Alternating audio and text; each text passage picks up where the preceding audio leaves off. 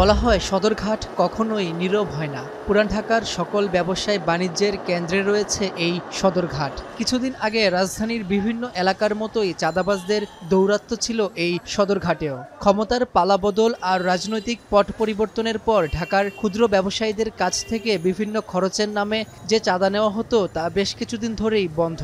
আর এর পুরোটাই সাফল্য এসেছে শিক্ষার্থী আর তরুণ প্রজন্মের হাত ধরে। ঢাকার বিভিন্ন এলাকার ক্ষুদ্র ব্যবসায়ীরা বলছেন, বিগত বছরগুলোতে তাদের ব্যবসায় পরিচালনা করার জন্য সবচেয়ে বেশি হয়রানি পোহাতে হয়েছে চাঁদাবাজি আর ব্যবসায়িক সিন্ডিকেটের কারণে। সিন্ডিকেটটা করতে ভেঙে দেয় তাহলে সাধারণ মানুষের কোনো কষ্ট হবে না। থামাইতো, পুলিশকে দিতে হইতো। আমরা শোষণমুক্ত বাংলাদেশ চাই। ব্যবসায়ীরা বলছেন, তাদের অস্থায়ী কিংবা স্থায়ী ক্ষুদ্র এসব দোকান থেকে বিভিন্নভাবে চাঁদা তোলা হতো দোকান প্রতি মাসে ৩ থেকে ৪ হাজার টাকা। সদরঘাট থেকেই প্রতি মাসে চাঁদা উঠত অন্তত কয়েক কোটি টাকা, যার পুরোটাই চলে যায় আইন শৃঙ্খলা রক্ষাকারী বাহিনীর কিছু অর্থলোভী সদস্য ও সরকারদলীয় স্থানীয় নেতাকর্মীদের পকেটে। এর প্রত্যক্ষ প্রভাব পড়ে পণ্যের দামে, যা বহন করতে হয় ক্রেতাকেই। তবে বেশ কিছুদিন ধরে একটি টাকাও চাঁদা দিতে হয়নি ব্যবসায়ীদের, কারণ এলাকাগুলো নিয়ন্ত্রণ করছে শিক্ষার্থীরা। ফলে কিছুটা স্বস্তি ফিরেছে ক্ষুদ্র ব্যবসায়ীদের মাঝে। প্রতি দোকান প্রতি পুলিশের টাকা দিত দৈনিক 250 টাকা, আরও রাতের নাইট ডিউটি পুলিশের আছে 20 টাকা, কমিশনারের টাকা নিত। এইভাবে চাঁদা প্রতিদিন আইলে 1-150 টাকা দিতেই হইতো রাস্তার, আর আজকে আইসি একটিও দিন নেই।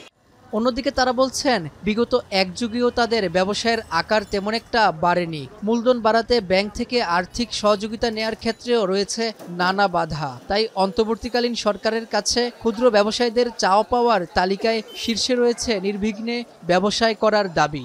সবাই আর আশ্বাস দিয়েছে আমাদেরকে যে কোনো টাকা পয়সা কেউ চাইলে আমাদেরকে ধরিয়ে দিবেন। যদি আমাদের সাহায্য করে তাহলে আমরা একটু ব্যবসা করে উপরে উঠতে পারবো। 15-20টা বছর ধরে ব্যবসা এরকম ভালো করতে পারিনি। একটা পরিবর্তন আসছে, আগামীতে যেন বাজারটা স্থিতিশীল হয় এবং সবকিছু স্বাভাবিক থাকে, যেন আমরা সুষ্ঠুভাবে ব্যবসা করতে পারি। বড় বড় সিন্ডিকেটের কারণে আমাদের মতো ছোট ছোট যারা ব্যবসায়ী আছেন তারা কখনোই ওই গন্তব্যস্থানে পৌঁছাতে পারেনি।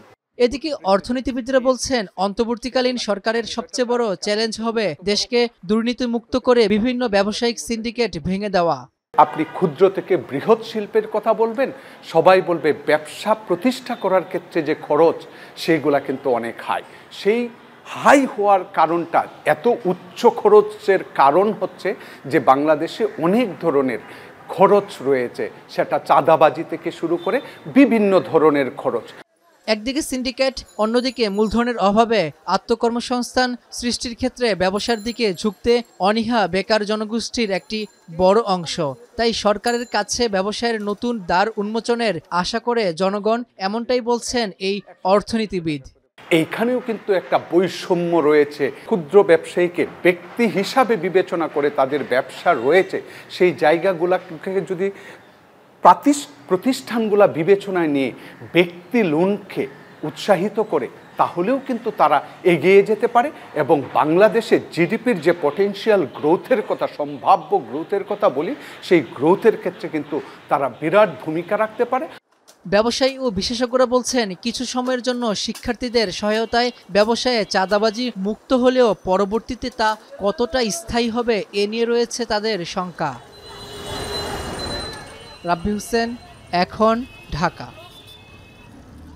শিয়া বাটার ও ভিটামিন ই সমৃদ্ধ lily glam beauty soap. Lily, always beautiful.